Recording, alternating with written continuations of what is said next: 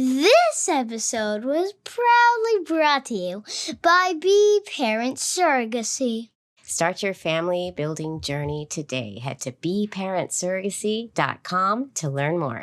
Love is love on the Queer Family Podcast. Love is love. Well, maybe lesbians are maybe we're just more evolved and we understand that it's not necessarily for always. Right. We don't have to follow the heteronormative model of you're a virgin until you get married and then you're married and you have your 2.5 kids and blah, blah, blah. And that's it forever. Welcome, y'all, to the Queer Family Podcast, the show all about family, but with gay.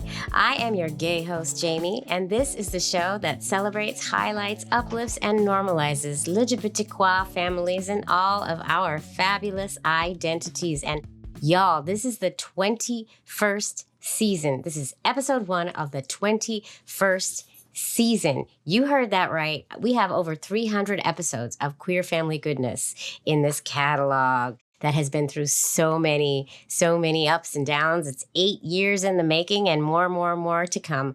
I have a really wonderful conversation lined up for you. And before I get into our guest for today, Lex Beach, I want to talk a little bit about what's going on the home front. As you know, or you might not know, I have a new podcast that I'm doing as well. So now I'm a podcast host of 2 podcasts, y'all. My other podcast, Love Take 2, that I'm doing with Jose Rolón, a.k.a. NYC Gay Dad, who I've interviewed many times on this show, is out today. So you're so lucky. You get me 2 hours in a row today. So after you finish listening to this episode, what you're going to do is go over to Love Take 2. Make sure you hit that subscribe button. And listen to the episodes. There's 2 episodes that dropped this week of Love Take 2, and they're really good. And my dog has entered the room. She's trying to get under the covers. My kid is homesick from school. Yay. And we're just rolling with the punches in this 2026 year that keeps throwing them at us. But I'm here with you, and I'm excited for y'all to hear all of the episodes. So let's get into the guest of today. Our guest, Lex Beach, has a queer family building story that is truly unlike anything I have highlighted so far. I mean, they're all different. We know this. This is kind of why this show keeps going. Every story, even if it's the same path to parenthood, is completely different. And when I tell you this is a story, it's a story. I mean it. Lex has 7 children. You heard that right. 7 children. And she's wanted to be a mom since she was very young, like many of us. And she became pregnant the gay way at 22. Yep, at 22. She's the most traditional story I think I've ever talked to. And this is after her parents literally bought her sperm as a graduation present for her because she knew she wanted it that bad. Yeah, I'm not kidding. I've never heard a story like this. It's so good. You can't make it up. Lex shares her full journey into motherhood, queerness, and building a family on her own terms. And we also get into some really interesting and honestly thought-provoking conversations around queer relationships, including her take on why lesbian divorce rates are so high. Who knew? Especially among couples with adult children, which was a shock to me. So if that's you, and if you're still together and you have adult children, Lex wants to talk to you. You're going to hear about it in the episode, so reach out. Oh, we have a visitor. If you're watching the video, my son, who's homesick from school, has come in to ask me something. Don't make faces. Let's see what he's asking me. He wrote me a little sign. Can I look at my iPad? And then it's answer, and I check the box. No, I'm going to check the no box because it's a school day. Love you. Here you go. Let me finish my recording. I want to make a hardcore world in Minecraft. I understand that. You can draw a picture of it. Here you go. No. Look at that. Look at the good parenting I'm doing. Oh, stop. Can you let me finish? Can you let me finish, please? Oh, Ryan, let me finish. Let me look at my iPad. I'm not going to let you look at your iPad. No letting you. Oh, my God. It's never a dull moment. It's never a dull moment. Well, anyway, I'm going to have Helen and Beulah step in to roll this tape because I have a battle about the iPad coming up, which I'm sure you all can identify with as well. All right, I hope y'all are staying safe out there in these crazy times, and I hope you're staying sane if you're a parent right now. All right, Helen, Beulah, can we roll this tape? Okay, thank you. We got to wrap this up. Here we go. God. Queer Family Podcast. Love is love. Hey, Lex. Hey, nice to meet you. Nice to meet you. We're laughing because Jaimie, the host, has yet again screwed up and forgotten to press record. And we just had a beautiful 18-minute conversation that wasn't recorded, and we're going to recreate it right now for the folks at home. Oh my God, Lex. It is so exciting to talk to you. It's so exciting to talk to you, too. Luckily, we like talking to each other, and this is fun. And your story is so super awesome. I hope so. We were just talking before we press record about how you're recording in your daughter's closet. Yes. Yeah, and which is a perfect place for podcasting. A perfect place. I've recorded in closets multiple times because the acoustics are better. But we as queers should never go back in closets. Right. And that's when I told you I actually was never in the closet as a queer.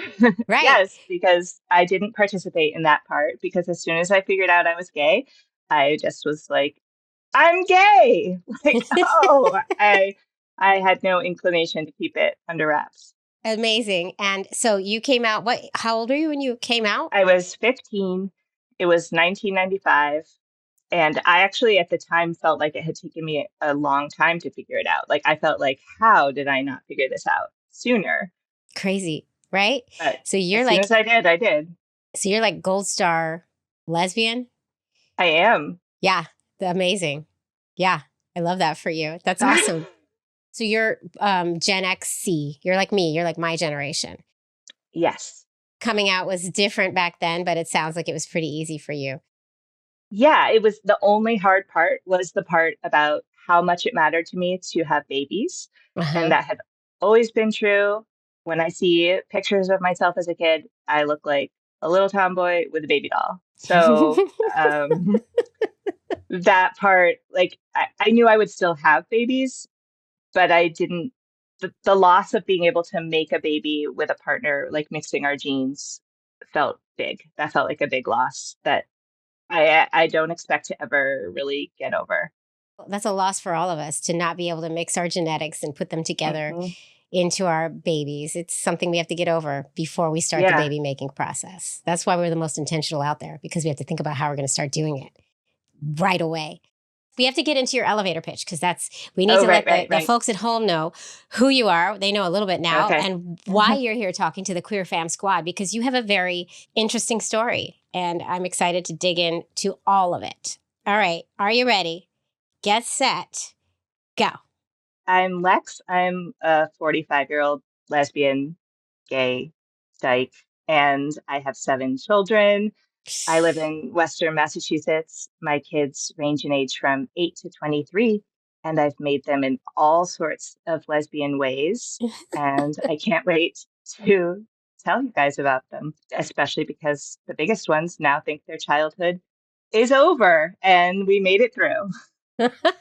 I love that. You have raised from children to full-grown adults. You have 7 of them, and you have done them in multiple lesbianic ways. Not done them. That sounded wrong. You know what I mean? Created them. In multiple. So I'm really excited for this conversation, because I feel like we're going to cover we're going to tick so many boxes when it comes to queer family building, just right here in this convo, and family raising. Let's go into it. Let's start at the beginning. How did this begin? You always knew you wanted to be a mom. You realized you're a lesbian. And what was your plan as a kid? You knew you were going to be a mom. So what was your plan? What was your dream for how to do it as a kid? Did you think about that? I thought I would buy some sperm and get pregnant. It's a solid plan. Yeah, I was also excited about the idea of having a pregnant wife. So I hoped that would be part of the picture at some point. I was cool with the idea of adoption. I was open to everything, but I did want first to be pregnant myself. So you knew you wanted to carry, but you were also excited about having a pregnant wife. That's interesting. Is that not common? I don't know. It probably is. I bet you there's many people at home who feel the same way.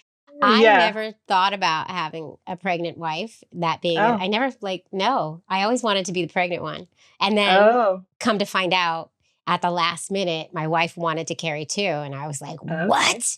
No.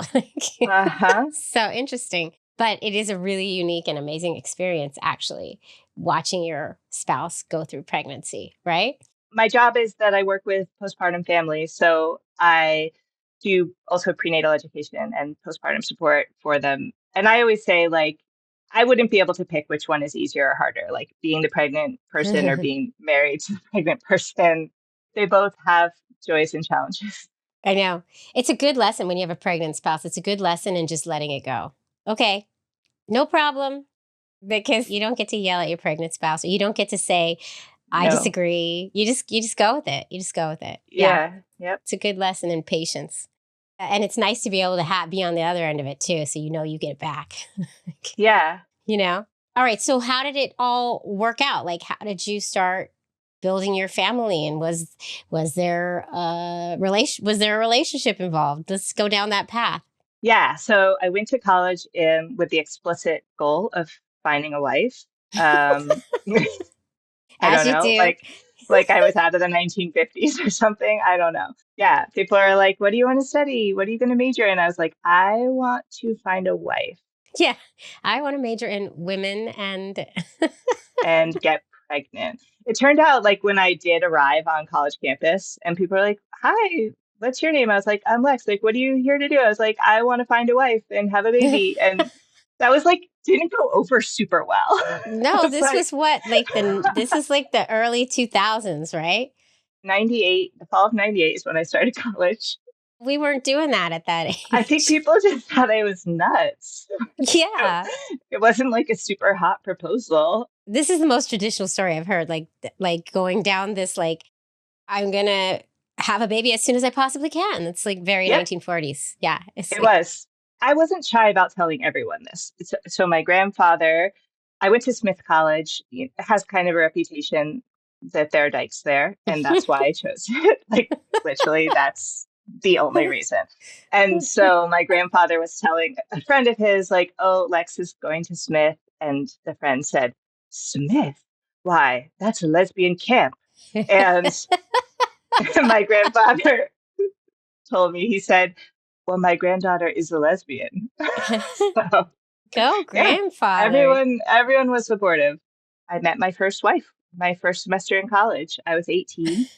Wow. She was 21, which was probably worked in my favor in terms of Hmm. my timeline. She wasn't immediately on board with anything. I was like, "I want to have a baby." And she said, "I want to be a sea kayak guide in Alaska." And I was like, "Both of these dreams can come true." So Amazing. that was our plan.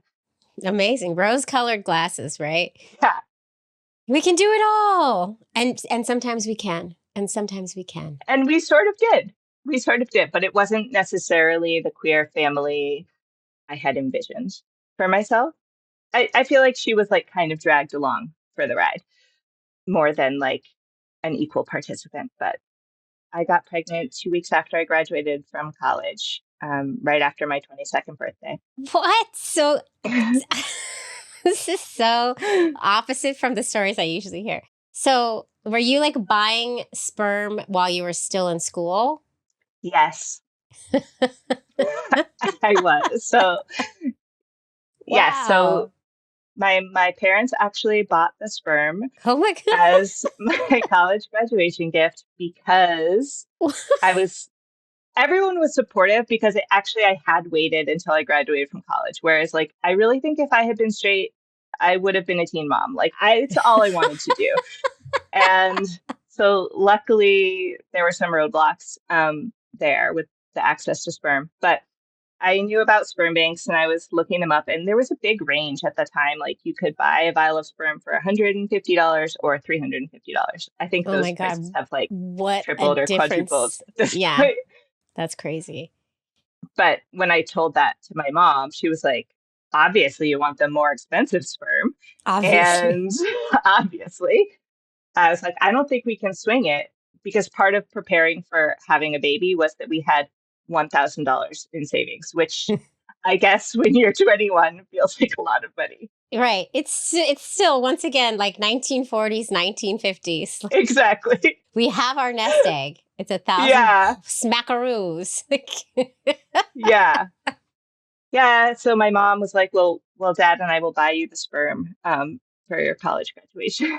Did they then have like a say in who you chose? Like, how did you go about picking the donor? I chose the donor by first picking her physical attributes, which were pretty boring because she's blonde and had blue eyes. That just was like to wheedle it down a little bit. Mm-hmm. And then we eliminated everyone who had a major, mostly they were in college too, that seemed boring, like no economics majors allowed. And I think we like only were looking at artists, Mm-hmm. which is so funny in terms of thinking about like what you wish for your children's future success. We just wanted someone like fun, I think. When we do this, sometimes like we're looking at them like we want to hang out with them. Like we're picking somebody that we're going to hang out with, even though we're never going to hang out with this person. Oh, well, in the future, we might actually end up meeting them. But like we look at it like we're trying to, well, some of us, some people are like smart and go about it like medically first and like make sure. I didn't do that. I was like, I don't know. He seems cool. I like how he writes, like. Well, I mean, an important thing for me to point out is at the time, what was available was like the short profile or the long profile. There were no photos. Crazy. There was no audio interview. There was no like celebrity lookalike. All of those things came later. It was like primitive sperm donation. It was. And I really didn't think it mattered that much. Mm-hmm. At the time, I think I felt like any sperm will do, any baby will do. I didn't really think genetics mattered much at all. I feel differently about it now, 7 children later. But yeah, it didn't feel like a big deal. But we printed out our top favorite, like 3 profiles, and then anytime anyone came over to the house, we'd have them read through and vote. And that's how we ended up with our guy, whom my wife referred to as the druggie, because he said, yeah, he had done LSD and smoked pot and he had done ecstasy a couple times. And she, like everyone else, that part of their profile would just say none, no drugs, like NA. And he was honest. Yeah. So I felt like those were the same drugs we've done and we are not a druggie.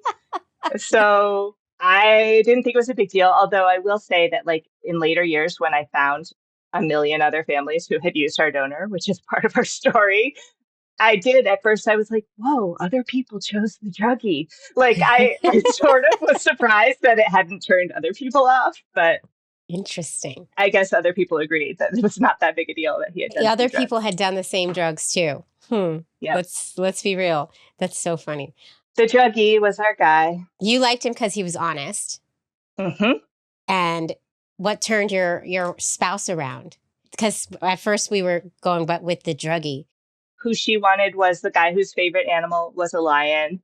And that's the part I find absurd, that we know what their favorite animals are and we don't know if they needed braces, which is much more relevant to our future children. Exactly. We were talking about this before when I didn't hit record, and I think it's really important because it's true. Like I remember thinking, like seeing that our donor, I can't remember what the animal was, but thinking, oh my God, I love that he loves that animal. Like why? Why do we need to know that? And I just found out both of my children need to get braces this year. And that was nowhere in the profile. And I'm looking at them thinking, well, whose teeth are they? Did I screw them up? But I have to spend a lot of money on those teeth now. It's expensive. Yeah. More expensive than sperm. Oh, well, unless it takes years like it did for me. But that's another story. I guess that's how I convinced her, was just like, this guy's honest. And the guy who liked lions said he had done no drugs and no alcohol, even though he was like head of his fraternity. Lies. And I felt like, you are a liar who likes lions. No liars. No liars. No, thank you. Yeah. And I think that even like nowadays, if you say you've done drugs, they won't even take you. I think they're way more stringent. So there's more. My point is there's more liar donors. I guess so. And I'm not sure about that. Don't quote me on it. But I feel like that's like a thing, a prerequisite? Like, I don't know. Or maybe you can't have done drugs. I mean, I can understand being clean at the time of donation, but like to have ever smoked pot, like what? That's impossible. Like, who Anyway, hasn't, yeah, right? Okay, yeah. you're right. Yeah, good point. Good point. Okay, so you chose the truthful guy. We chose the truthful guy. And he was a musician. I imagined that he played in an orchestra because that is what 21-year-old me thought, which is really funny now that I know who he is. But we can get to that in a bit. Yeah, we're gonna Yeah, have but to. I got pregnant on the first try, first ever Dang. encounter with sperm. And I did think when I went in for the IUI, just at my local OB office, not like a fancy reproductive place, they did show me the sperm under the microscope. Oh, and I imagine telling my future kid, like, because I had been thinking, like, how will I talk about this? And I saw the sperm and I was like, I'm just going to say, your father was a sperm. Like, that's all he is. Like, it's just a sperm. It's not a person. Short sighted, but that's what I thought at the time. Listen, we evolve. We We evolve. do. Rose-colored Yeah. glasses. And I think to a certain extent, you have to have some rosy-colored glasses to get through these journeys of ours. And then we learn as we go, right? So, pregnant on your first try. Amazing. Pregnant, newly 22, very sick. Soon found out I was pregnant with twins because that's how Holy, eager my body had been. wow. Yeah. Wow. That's amazing.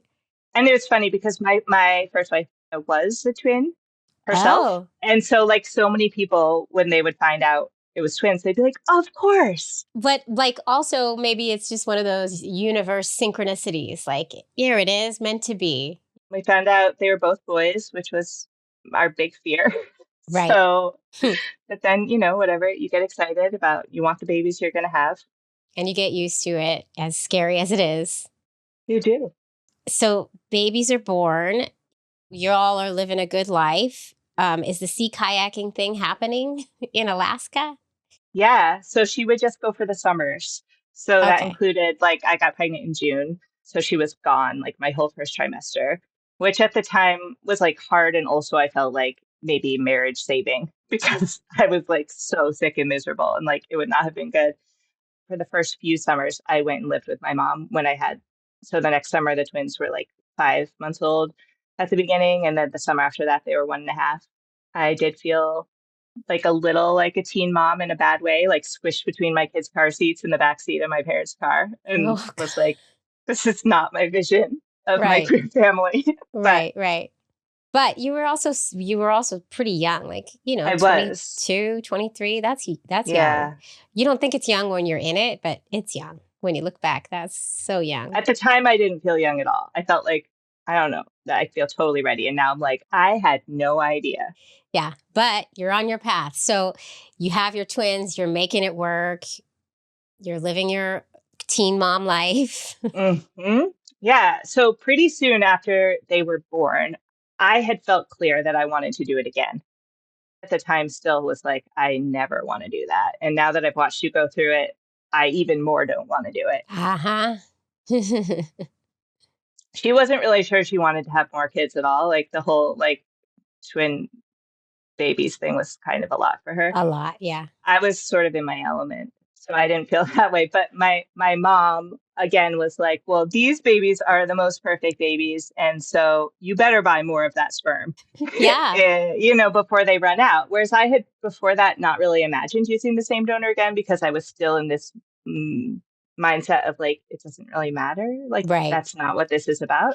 But she offered to buy more, so I was like, okay, and that's when. So I went back on the website and saw that now they had a baby photo and an audio interview, which had not Oh, existed. So I got those things after the fact, like, wow. which is kind of dangerous because there's no going back at this point. No, This is yeah, like a lot of information to get when it's like, this is a choice you already made. yeah. And then also you're looking at the baby photo. I would be like afraid. I'd be afraid to look or to listen. I'd be afraid just in case. Yeah, it was terrifying. Yeah. And how'd it Uh-huh. go? Well, I saw the photo and I was like, oh my God. Okay, so it had said that in like description of him, he had said he had large eyes. And I was like, oh, that's attractive. Like, that's good. His eyes were ginormous. Like, I saw this baby picture and I was like, Huh? whoa, like, I would not have chosen this, like, Oh my God. giant-eyed baby. It Oh was my pretty God. funny, but my kids don't have eyes that giant. You know, of course, my kids are beautiful. But I like, so the eyes, and then I was like, yeah, that's him. Like, I knew immediately, like, this is not some generic baby photo. Like, he looks like That's my him. babies. Oh, And wow. because of that, I felt like all this love for him because Huh. he looked like my babies. Yeah. Like, and I loved my babies more than anything. And then, like, here's this other baby who looks like my babies. Mm-hmm. And I felt this like flood of love. And that's when I imagined telling my kids, like, guys, your father was a baby. Like he had evolved from sperm to baby. So we're getting there. We're slowly Yeah. getting there. Like, this is what we talk about with the dropping the seeds. The seeds are getting dropped to you as well, Lexi. Like, Yeah. it comes when you're ready. Yeah. You take it in when you're ready. Oh my God, that's amazing. Yeah. So, okay. So did you buy more? So we bought more. Yeah. How much more? Like a lot more? I don't know, like 6 vials, Mm-hmm. maybe more. Yeah, because you knew you wanted multiple, right? I mean, I knew I wanted one more. That's all. But I knew that we might not get so lucky as like with the first go. And I had not yet convinced actually that we should try to make a baby. So I think we had the sperm well ahead of actually trying to get pregnant. I didn't start trying until the twins were like 2.5. And it took 3 tries to get pregnant. Oh, IUI again? With IUI. And this time on the 3rd try, I did ask for ultrasound monitoring Uh-huh. and a trigger shot, which is just public service announcement. What I now always recommend to people when they ask me about getting pregnant with frozen sperm and IUI is you definitely want the ultrasound monitoring and the trigger shot because Oh. frozen sperm with IUI, it only lives for 8 hours in the uterus. So you need to get like the timing exactly right. And that's very hard to do without monitoring and triggering. Mm-hmm. So Yeah. even if you're not using Clomid or letrozole or any other fertility drugs, you can still do ultrasound monitoring and a trigger shot, Okay, good to know. Good to know. Good to hear.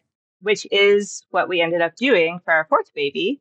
But the funny part in between is so after I had my 3rd baby, just one baby. And it's so funny, like when he was born, I thought he looked like as if the twins had had a baby together. Oh. Like he was like such a combo of the two of them. Uh-huh.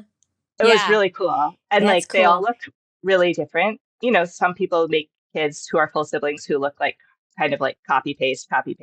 My kids, no. Like Interesting. most of the time people are surprised they're related, Huh. which is That's so interesting. And they are full.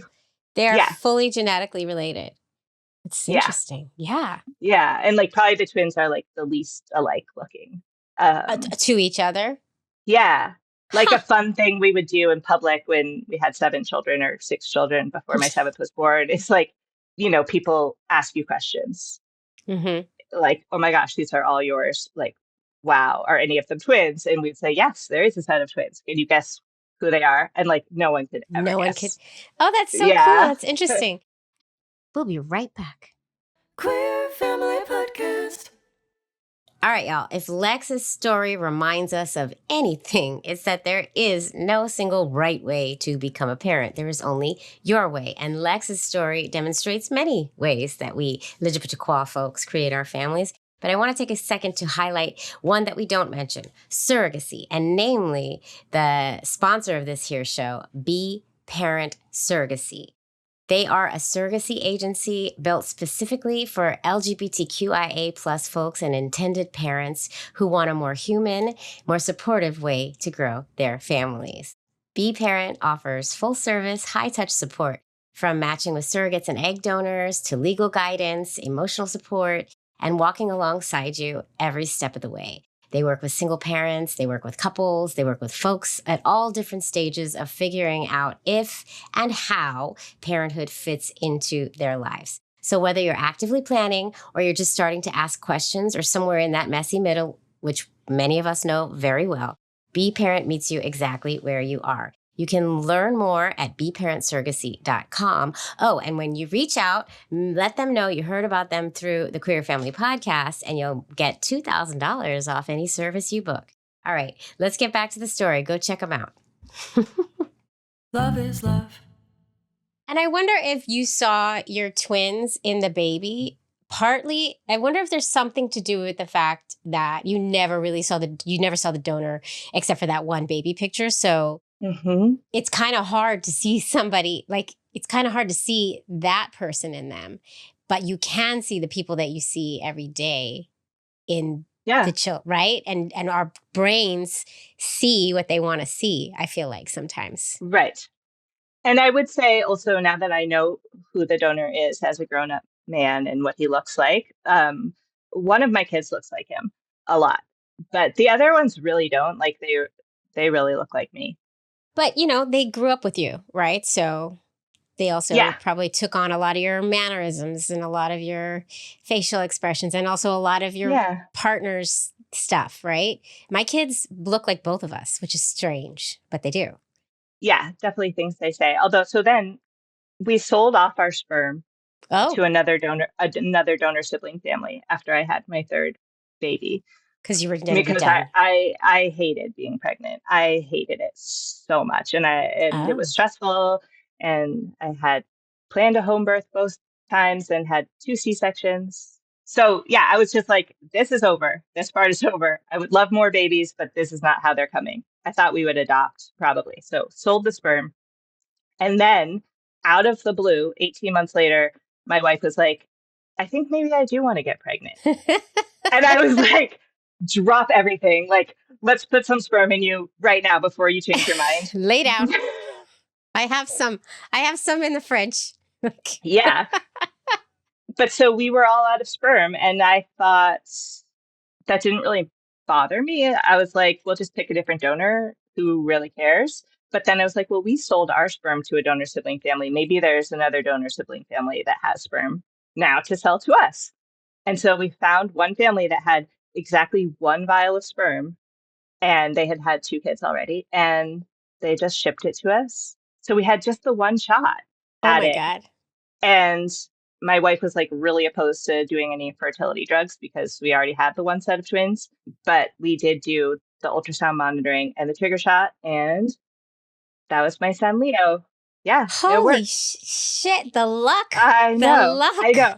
Well, also, I do want to say something about that. Like, it's luck, but also, like, our sperm donor had really good numbers. And that we now know this. Yeah, it matters so much. And I always counsel people about that when they reach out to me about, like, frozen sperm and getting pregnant, is like, some of the banks will sell you is like hardly fertile quantities of sperm.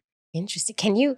Can you inquire? But you can inquire, right? Only some banks will not tell you. They won't? Oh. They will not. And they sell a lot of really bad samples of sperm. And they will refund you if it's under a certain count. But you don't get refunded for all the other things you did, all the monitoring, the IUI, what else? The heartache of like another month of trying, and the sperm sample you got was bad. Right. That is my boy's donor, but he just had really good numbers. But later on in my journey, when I tried getting pregnant, again with a different donor, we just had the like bad experience where every vial was terrible with a different donor, and then came to find out because your doctor the doctor can test the numbers, right? Like, how did you find out they were low numbers? Yes, at that point, you would have to be at a reproductive endocrinologist, but that would be a standard part of them doing an IUI, would be to check the sample. Interesting. I've heard other people talk about having to like go back to the drawing board with sperm because it was low counts. So just take note, folks. Make sure you test the counts because you don't want to go through what I went through. And I'm not saying it's because of low count. I don't know what the hell was wrong with me, but you don't want to have to keep trying and trying and trying because it's heartbreaking. And the Sperm Bank of California will tell you the count before you buy the vial. They have that all that information. The Sperm Bank of California. Yep. Okay, good to know. Yeah. So you can call and you can be like, tell me your donor with the highest sperm count, and that's the Oh, one I want. If okay. you know, if that's what you want to prioritize. Yeah. Okay. All right. Good to know. So here we go. Number 4. And on the first try, yet again, here we go. And your partner had the baby, one baby. She did. He was born at home on the bathroom floor. It was beautiful and Oh my glorious. God. Wow. And then we got divorced. Oh, shit. So, yeah, What happened? I think it was probably one of those situations where, like, people are like, do we get divorced or do we have another baby? Like, that's not really the right way to think about it.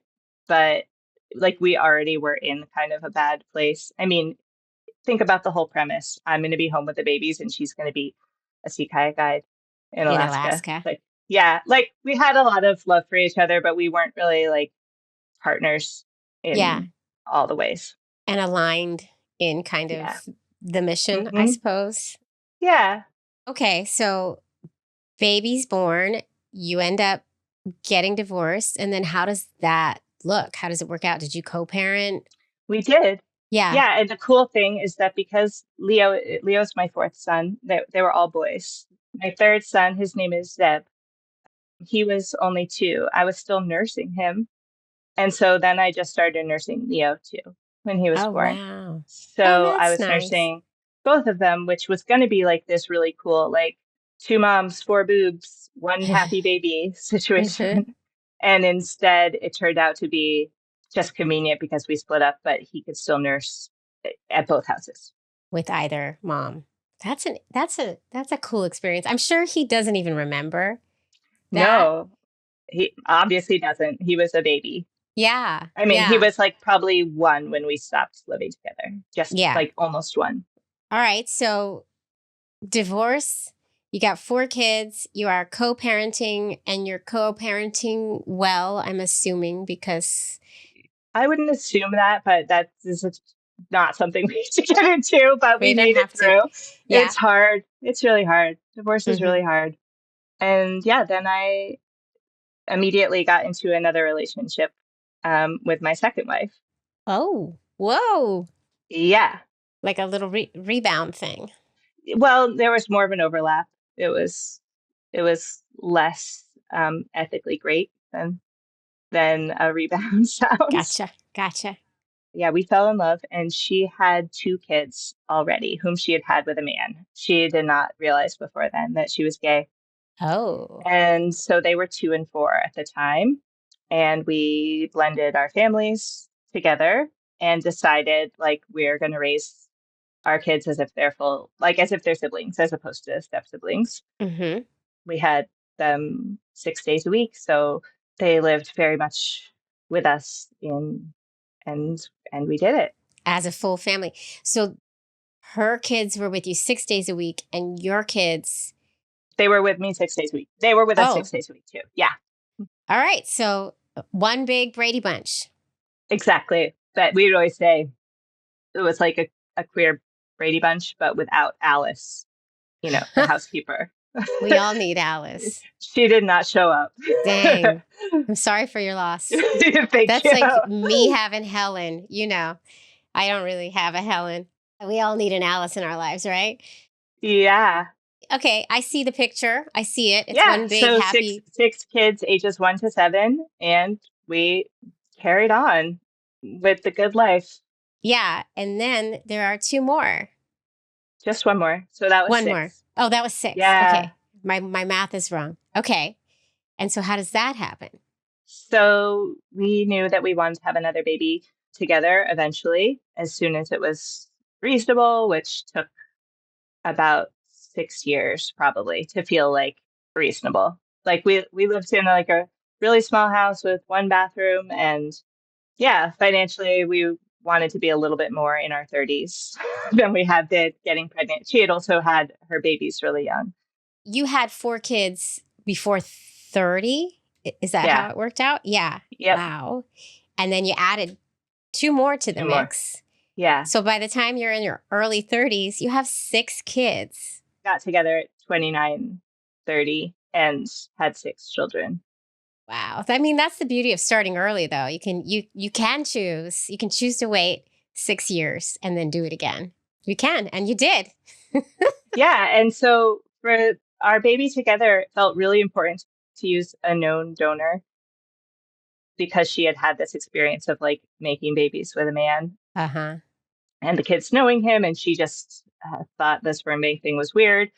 I was like, I don't know. But I had sort of started to feel that way too, just as my kids like were older and more aware of it. Mhm. And like could tell them like his favorite animal was a dolphin. That's all I got for you, That's kids. all I I don't got. know. Want to Yeah. see a picture of him as a baby? He had really big eyes. Like, I don't. Right. And now you do get more and you can share more with them. But I hear you. Yeah, there's not much we can say. Although my situation is interesting because I know who he is too, randomly. Hmm. So the offer for my kids is always, if you want to, we can Yeah, reach out. But they which is still, amazing. I mean, right. just to have that offer on the table, I think would have meant so much to my kids. Yeah. They know who he is now and they have not reached out. But just knowing that they could, I think Hmm. means so much to them. And so I wish they had had that all along.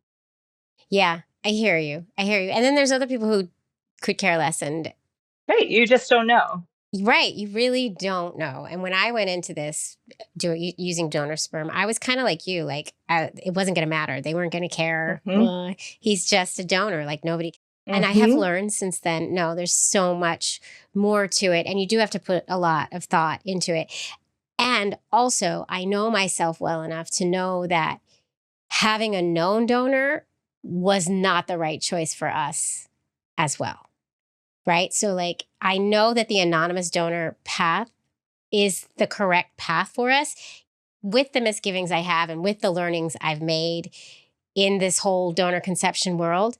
I still think we chose the path that was right for us. And I feel no shame or I feel nothing wrong with the path we chose, having an anonymous donor. But that's just goes, like you have to do what feels the best for you. And we all have to be kind and loving towards one another for all the paths that we choose, because we have to choose one of these paths and neither path is the most ideal.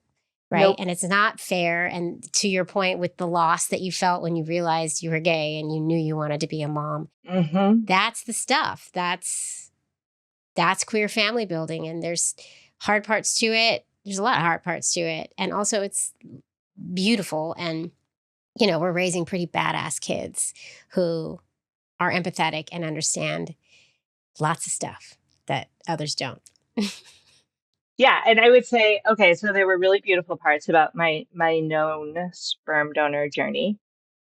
He is not ultimately the father of my child or the donor. But for me, it was really healing to get to have those conversations about intentional, different kind of queer family building. So what happened was it was my best friend's husband. My best friend offered me her husband's sperm and then was like, is that cool with you? Like he was standing there too. Oh my gosh. And we were the kind of best friends of like, we had dinner together several times a week. So it would have been a pretty intense situation of like, Really close. they wouldn't have been co-parenting in any way, but they would have like really known, the Yeah. kid would have had a relationship with them. Right. And so we talked it through and it felt really good to all of us. And then the really cool part was getting to try to get pregnant in that way that felt like, not that I had done it a super medicalized way before, but like to really do it like in the bedroom, you know, That's the making dream. love, turkey baster. Like I didn't even pee on the ovulation sticks. I just went by my fertile mucus. I was like, I'm fertile today. Let's put the sperm in. Like as close to the baby dancing way we can get. Like that's the dream, right? It sounds so beautiful. And it felt like to have him hand me this, like, whatever jar of semen. So gross. So gross. Um, I felt the love in it. Like it felt Hmm. like this baby is coming from love in a whole different way. I mean, they all come from love, but it's different when like it's so intentional. And it's done in such an intimate, done so in such a, It was. and most times we don't get in the intimate part of the baby making. We Yeah. get it when we're not baby, we get it like outside of the baby making. But when I'm laying on a doctor's bed and my feet are in the stirrups and there's a head down there, I'm not like going to look at my wife and kiss her. Like we're not doing that in that moment. I'm not. Some people have no problem, and my wife and I were like, "Okay, hon, yep, it's cool." You know, like we were not. There was Yeah. no intimacy happening, not in front of these people. You know. Oh, yeah. I mean, and it didn't even come with me, I think, for most of the inseminations. Like, yeah, it was just like a totally different thing. Yeah, No and I intimacy. got pregnant on the first try with the known sperm Oh my God. Of donor course you did. too, which just was like really affirming of like you are a fertile person. I mean, obviously my story makes it sound like I'm fertile all along, but it felt like so medicalized. Like I felt like I had been labeled as infertile by the OB just because I didn't have sperm. Because everybody else who goes to the doctor to make the babies is infertile unless you're Exactly. gay, right? And Right. especially, Yeah. back then it was less, there were less of us doing it. And it wasn't even that long ago, actually. So I don't know. No. But yeah, but I got pregnant right away and then I had a pretty early miscarriage, which was Oh, really devastating. sorry. Yeah, thanks. Like just sort of more devastating than I anticipated. I think people say that a lot. In part because it felt like it had like robbed me of some innocence of like now every time if I am pregnant again, I'm gonna be thinking like, am I gonna lose the pregnancy? I think there was 1 month we tried and I didn't get pregnant. Like the timing was off, but it was still sort of fun because we were just like on vacation together and we were like, let's put some sperm in. Because we can do We have it. Yeah. that. Yeah, Straight people do it all the time. exactly. And then the next cycle, I did get pregnant again. And so that was great Okay. for a while. But then that pregnancy ended up being ectopic. Oh, God. Oh, So no. the embryo had implanted in my fallopian tube. It was like the bad kind where like the tube ruptures and it's incredibly painful and you have to have like emergency life-saving surgery in the middle of the night. Oh, my God. Yeah. And Whoa. and lose the baby at the same time. Yeah, our embryo still had a heartbeat when this had happened.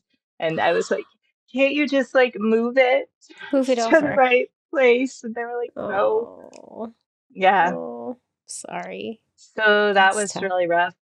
And at that point, we had just moved into a new house, had 6 kids. It was like the first day of school. We're both teachers, and we had 6 kids going to their first day of school. And I had emergency surgery and lost the pregnancy. So it was like that was a rough time. Then our friends who had been our sperm donor and his wife, my best friend, were inspired by our pregnancy. They thought they didn't want to have more children, but then they decided they did.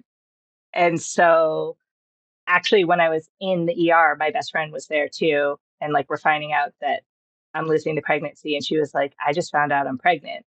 Oh my And I God. was like, I'm so happy for you. Like Oh, I that's just it tough. felt like really hard. Also because then and at this point she's still my best friend. We have recovered, but she ended up going into sort of like a hormonal place where she decided she didn't feel comfortable anymore with her husband being our donor. Mm. So Mm. it was like losing the pregnancies again. So now, like, Wow. I Yeah. can't even just try to get pregnant again. And now I've lost a fallopian tube. Ah, Ah. yeah, it just like complicated everything. Oh my God. So then we briefly were like in talks with another friend who was maybe going to be our known donor. But as soon as he said anything about like what mattered to him, like it was something like he wouldn't want to tell his parents or he would, I forget which.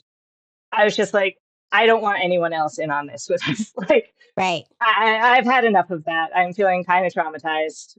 I hear you. I hear Back you. to the banks. Back to the banks. Right. And this is partly why I feel like I couldn't have done the known donor thing things like if this might not, this probably, I wouldn't have had the same situation as you, but still, like, I didn't want to have to go through any like traumatic relationship stuff, I guess. And it's not always like that. I've talked to so many people, as you know, who it is absolutely beautiful and it works out so tremendously. And then knowing my luck, it wouldn't. So, okay. So you're like, let's go back to the banks. Yep. And that's when we ended up having the sperm donor we chose, who we like didn't feel great about, but was ever, it was like, whatever. His favorite animal was a squirrel. We really liked squirrels. I don't know. Oh my God. And his counts were just really bad. I think I did 2 IUIs with him, but like got refunds both times. And then it just kept, I was being monitored because I only had the one tube. And so I was like, theoretically, the other tube can go over and catch an egg from the opposite ovary. But like when you're paying so much money, whatever it is, $1,000, $2,000 a cycle, like you're not going to do that when you know the egg is on the wrong side from the tube. Right. Let's like, yeah.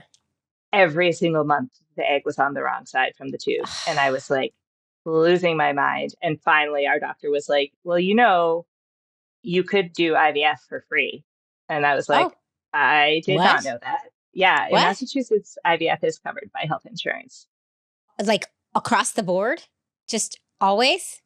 Well, you have to qualify for it by like having, I think we had to do the 2 medicated IUIs. Oh, to okay. qualify. Yeah. Oh. And that's it. That might sound like, well, why wouldn't you have just done that? But that was hard for Meg. Like it felt like science fiction to her to do IVF at all. So that took some time. But at this point, it had been almost 2 years since we first started trying. So it's just like, it becomes your whole life, as you know. Yeah. And it's just like, oh my God, just like, can we get to the end? Let's get it done. Let's do this. Yeah. Yep.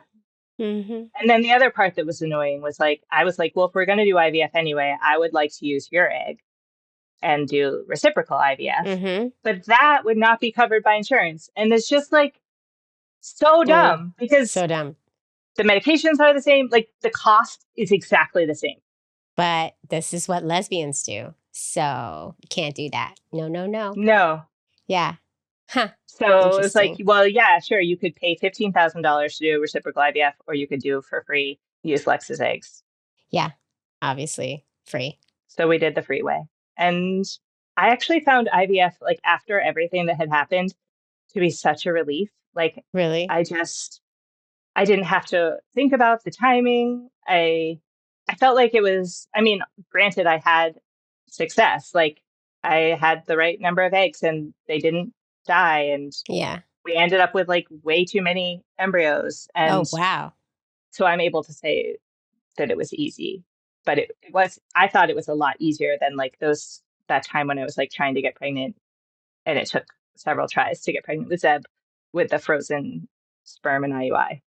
With IVF, you are really like under the wing of the doctor. Like, yeah, they're doing the monitoring for you, and so you can kind of be hands off and just show up at the appointments, sort of. So when you've had 4 kids that you have worked really hard at home, like on your side for, that I can see how this would feel kind of like a relief. Like, oh, I don't have to test my mucus, like.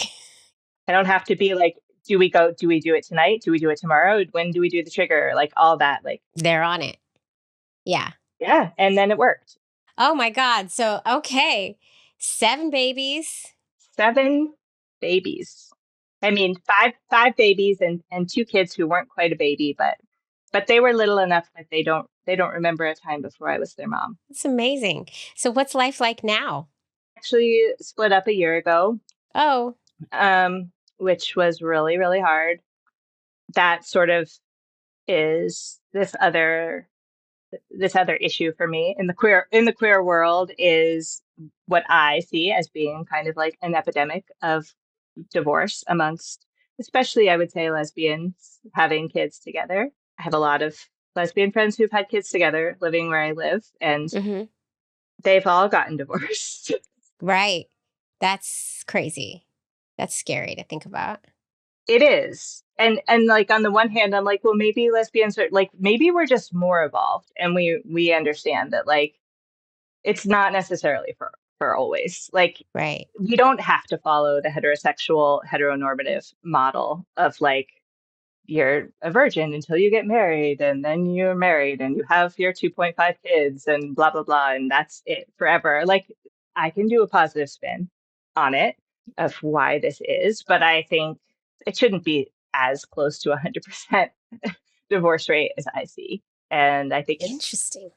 it's like a lack of societal support, probably. I mean, I'm sure that's a factor. I think it's hard if you, especially for families where you both identify as the mother. I think that's hard. It's easier when one parent identifies more as like a dad, or I have friends who use like baba as the word for the non-gestational parent, or someone who like doesn't see themselves as a mother necessarily. Yeah, I think I see a lot of tension there between like the non-gestational parent feeling really left out of that intimacy that happens between the gestational parent and the baby in the first few years. Right. It's interesting. I mean, this is something I talk about a lot because everybody at home who is a listener knows that I got pretty crazy when I was going to be the non-bio parent. I got really scared. I had a lot of emotions that ran through me, and I felt like there was nobody really I could talk to about it. And it did cause a little bit of strife between my wife and I. And in the first year, I was really hell bent on me getting to do half of everything. Like, no, we're, Yeah. and it did cause some strife, but we found our groove Yeah. through it. Right. And I wouldn't say that issue is what we fight about the most. That's not the major point of strife. And now it's even like, that's not even a thing. Mm-hmm. But we are a couple that does share things pretty down the middle in many ways. And we both identify very strongly as mom. Yeah. And we both very, very much covet that role. And so that's why we split. We still, to this day, I do one kid one night, she does the other one, and then we switch. And then we switch again. And then every night at dinner, whose turn is it? Who's doing who? Like, this is how we do it. And it works for us.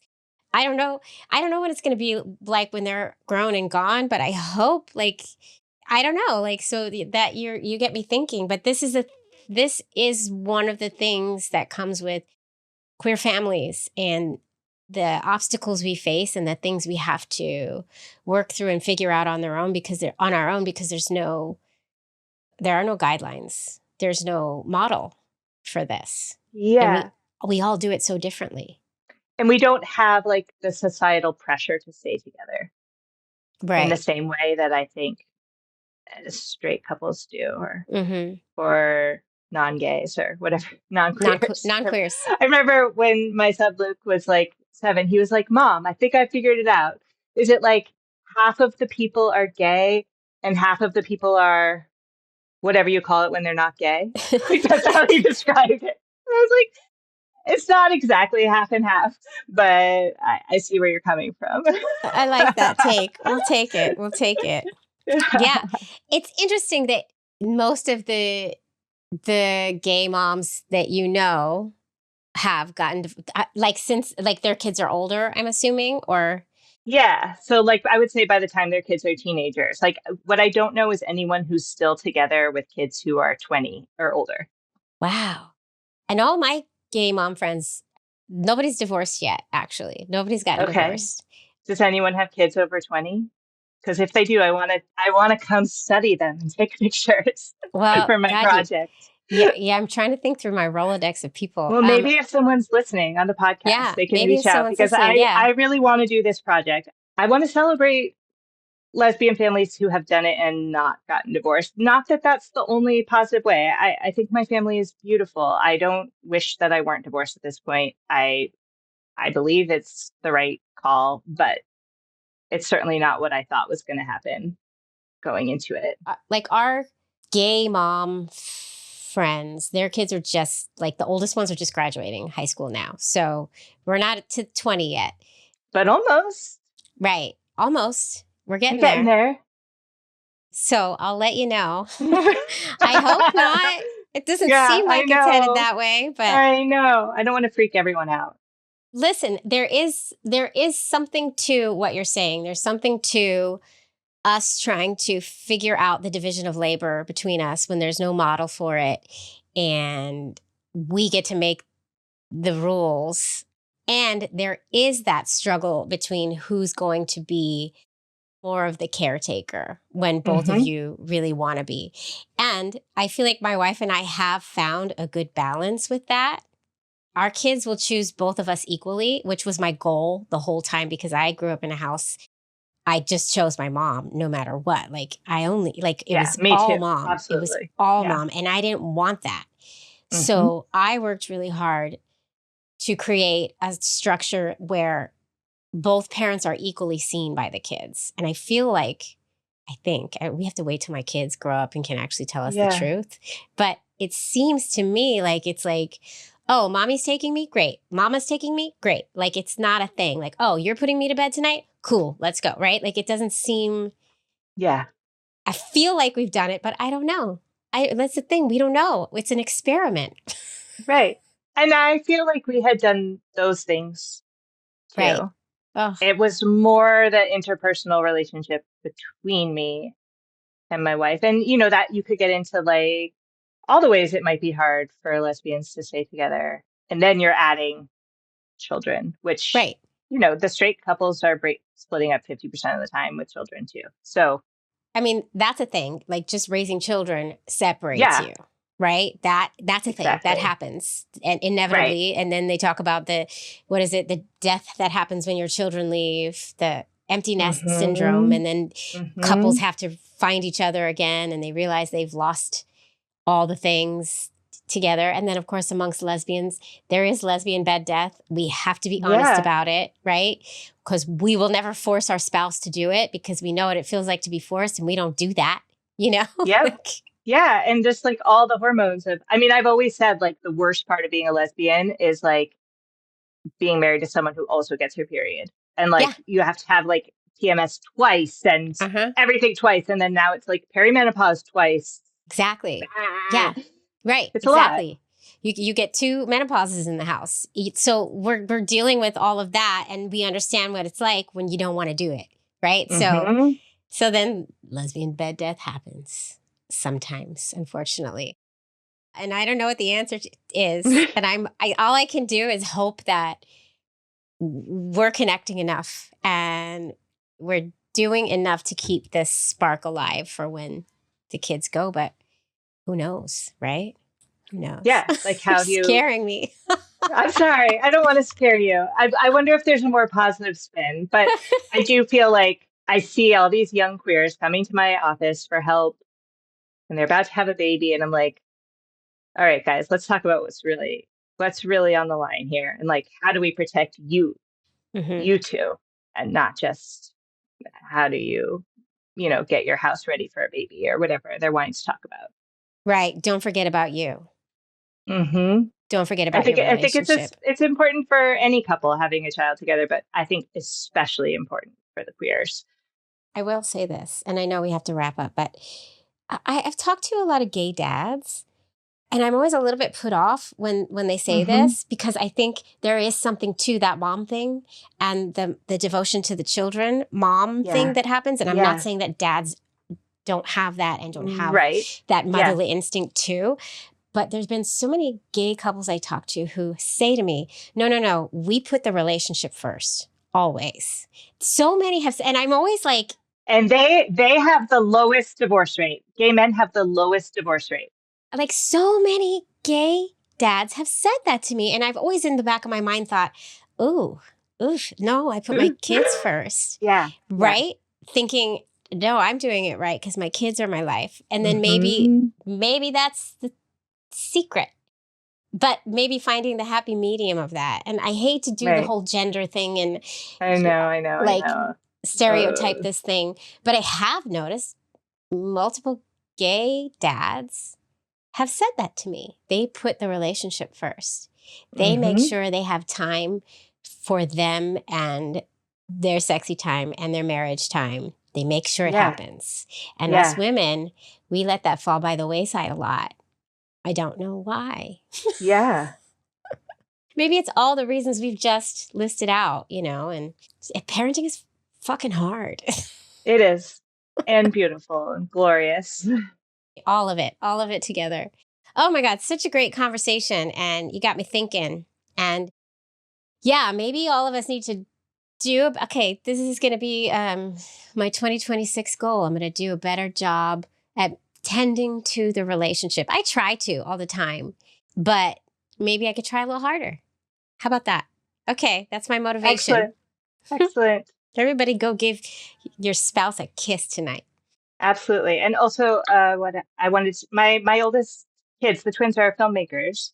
Oh, Yeah, they're like a brother duo filmmakers. well, that's It's cool.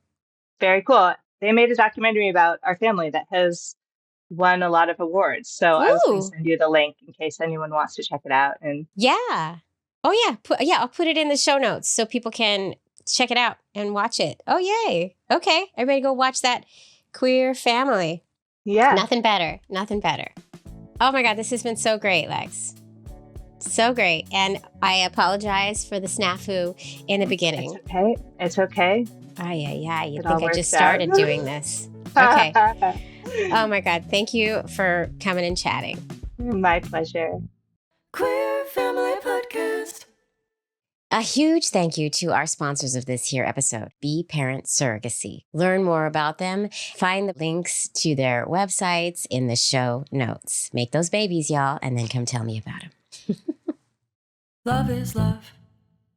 Whew. Well, folks, I hope you enjoyed that episode as much as I enjoyed it. And if you did enjoy it, feel free to listen to another or watch another. I have so many episodes for your listening or viewing pleasure. Just go pick one and enjoy. There's a lot. There really is. And also, if you really do like this show, please, I know I say it all the time, but please do consider supporting the show on Patreon. You're just going to go to patreon.com/the Queer Family Podcast. You're going to pick a tier, you're going to join, and you're going to get that bonus content.